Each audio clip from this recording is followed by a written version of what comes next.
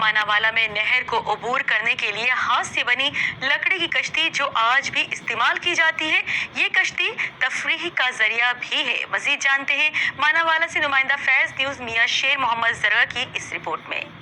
मानावाला में गोगीड़ा ब्रांच कच्ची कोठी की नहर को लोग अबूर करने के लिए हाथ से बनी लकड़ी की कश्ती को आज भी इस्तेमाल करते हैं और ये कश्ती तफरीह का जरिया भी है। कश्ती चलाने के लिए चप्पू की बजाय रस्सी का इस्तेमाल किया जाता है। तलबा नहर पार स्कूल जाने के लिए कश्ती का सफर शौक से करते हैं। मानावाला के शहरियों का कहना है कि कश्ती का आरामदेह सफर करके बआसानी नहर अबूर कर लेते हैं।